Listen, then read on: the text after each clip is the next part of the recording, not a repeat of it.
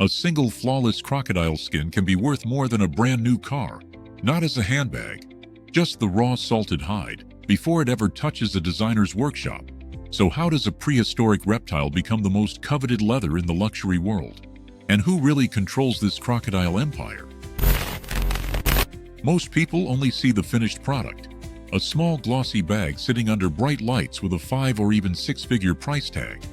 But that bag started its life in muddy river systems, controlled farms, and heavily guarded tanneries that never opened their doors to the public. Today, we're going inside that hidden chain, hatcheries, slaughterhouses, and chemical drums to see how rare skins become ultra-luxury leather.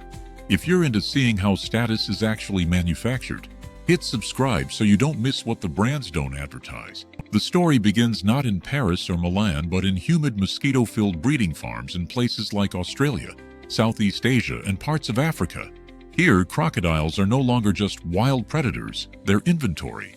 Eggs are collected from nests or produced by captive breeding stock, then incubated at tightly controlled temperatures, because a few degrees can mean the difference between a strong saleable hatchling and a useless loss. The farms know the exact value of each egg. One healthy crocodile raised without scars or deformities can grow into a skin that luxury houses will pay thousands for. From day one, the animal is treated less like wildlife and more like a living luxury material. As the crocodiles grow, the real battle begins, not against nature but against imperfections. Crocodiles fight, scratch, and bite each other. Every scar is money lost. So they're separated by size, kept in carefully designed pens, and monitored constantly. Feed is calibrated to make them grow fast but not deformed. Water quality is checked so skin doesn't develop lesions. The perfect luxury skin isn't about the biggest animal. It's about the cleanest pattern of scales, especially on the belly, where the most valuable panels are cut. By the time a crocodile reaches slaughter size, usually after a couple of years, the farm has invested serious money and labor into every square inch of that hide. The killing itself is clinical and controlled, because damage at this stage is unforgivable. Workers are trained to strike and bleed the animal in a way that preserves the belly and flanks, avoiding bullet holes, deep cuts, or bruising. The skin is removed with almost surgical precision, then immediately cleaned, salted, and grated. This grating is ruthless. Tiny defects, insect bites, healed scratches, each one pushes the skin down a category and slashes its value. Only a small percentage of hides ever reach grade 1, the level that the biggest luxury brands will accept for their flagship products. The rest are sold cheaper, diverted into belts, shoes, or lower-tier leather goods that will never see a glass display case.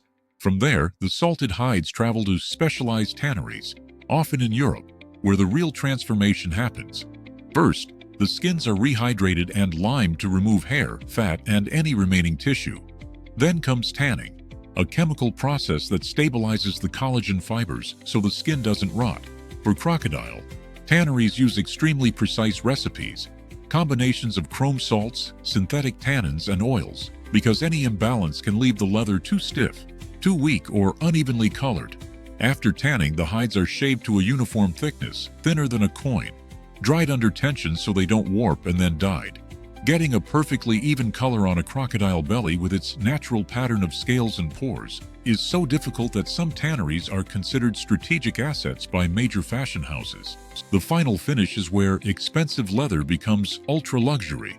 The skins are stretched, ironed, and sometimes polished by hand to bring out a specific shine, from soft matte to mirror gloss. Each hide is checked again under harsh light. Any remaining defects are circled, mapped, and sent along with the skin so pattern makers at brands like Hermès or Louis Vuitton know exactly where they can and cannot cut. Out of a single crocodile, only a few central panels might be good enough for a top-tier handbag. The rest becomes smaller items, watch straps, card holders, tiny accessories that still sell for hundreds or thousands of dollars. The scarcity isn't just about how many crocodiles exist. It's about how little of each animal is perfect enough for the highest level of luxury. And that's the real twist of the crocodile empire. It's not driven by nature but by an obsession with microscopic perfection.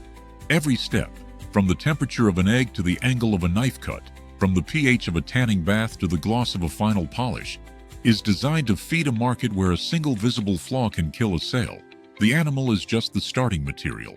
The value is created by a hidden industrial process that turns a dangerous reptile into a symbol of status, power, and money. If you want to see how this same logic of control, grading, and hidden processing scales up to an entire food industry, you need to look at the 40B global tuna market next.